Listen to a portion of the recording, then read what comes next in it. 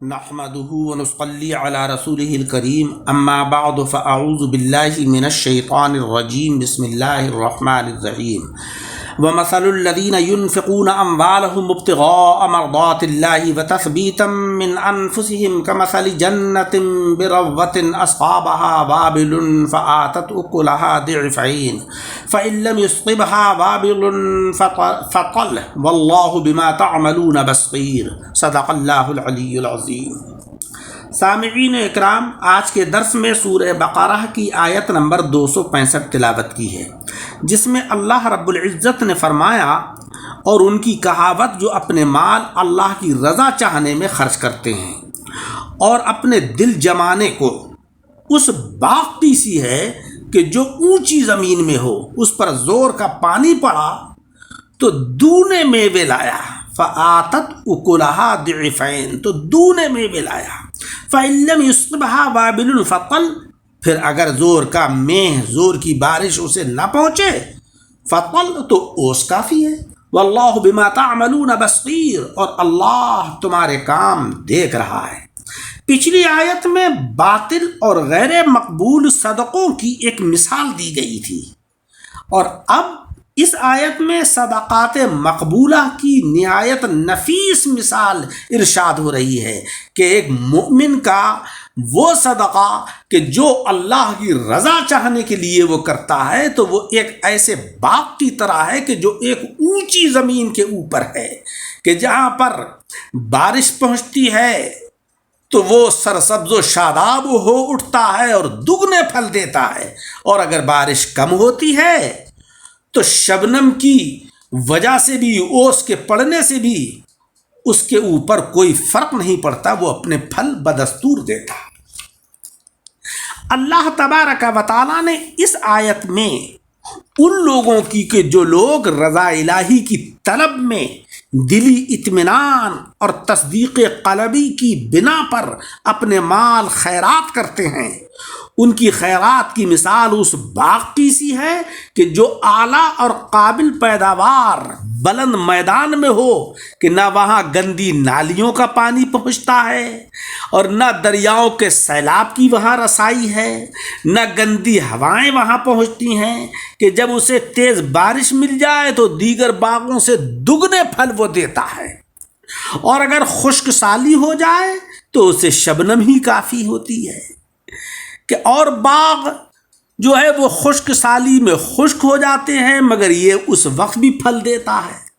اسی طریقے سے مسلمانوں کی خیرات ہے کہ کبھی کمال اخلاص اور اعلیٰ مصرف میں خرچ ہو جانے کی وجہ سے انہیں دنیا میں بھی صدقے کا نفع ملتا ہے اور آخرت میں بھی ملتا ہے، اور کبھی محض اخلاص کی وجہ سے اگر دنیا میں بدلہ نہ بھی ملے تو آخرت میں ضرور ملتا ہے، غرض کہ ان کا صدقہ کبھی برباد نہیں جاتا ہے، یا کبھی کسی مصیبت زدہ کی دعا کی برکت سے ان کی آئی ہوئی مصیبتیں بھی ٹل جاتی ہیں، فرض بھی ادا ہو جاتا ہے، اللہ کی رضا حاصل ہوتی ہے اور جنت بھی مل جاتی ہے۔ اگر ان کے صدقے کو ایسی جوش کی دعا نہ ملے تب بھی رضا الہی اور جنت کا استحقاق حاصل ہو ہی جاتا ہے۔ یہ بات یاد رہے کہ یہاں اس آیت میں یا تو تشبیہ مرکب ہے یا مفرد ہے۔ مسلمان گویا قابل کسان ہے، اس کا صدقہ بہترین بیج ہے، بہترین مصرف ہے، گویا عمدہ زمین کے جہاں پر تان و تشنی، ایذا وغیرہ کے گندے پانی اور ریاکاری اور نام و نمود کی گندی ہوائیں پہنچتی نہیں ہیں، دینے والے کا کمال اخلاص اور مصیبت زدہ فقیر کی جوش دل کی دعا تیز تیز بارش کی طرح ہے۔ دنیا میں مال کا بڑھنا،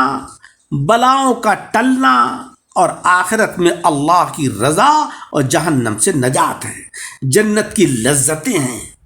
اور یہ چیزیں اس کا دگنا پھل ہیں۔ خیرات کے وقت کمال اخلاص کا نہ ہونا یا کسی مصیبت زدہ کی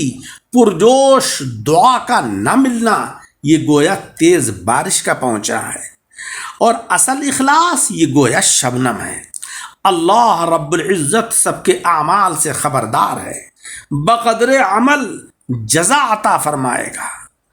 اس آیت میں اللہ تبارک و تعالیٰ نے ایمان والوں کے اس صدقے کو جو رضا الہی کے لیے ہو اس کو باغ سے تشبیہ دی ہے، نہ کہ کھیت سے۔ اور اس کی چند وجہ ہیں۔ ایک وجہ تو یہ ہے کہ کھیت صرف ایک بار ہی پھل دیتا ہے اور پھر وہ کٹ جاتا ہے، مگر ایک بار لگا ہوا باغ ہمیشہ پھل دیتا ہے۔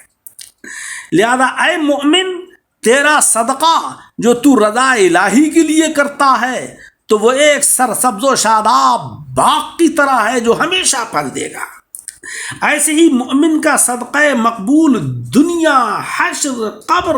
ہر جگہ پھل دیتا ہے۔ دوسرے یہ کہ کھیت صرف پھل دیتا ہے، سایہ، ٹھنڈک، زیب و زینت نہیں دیتا ہے، مگر باغ پھل بھی دیتا ہے،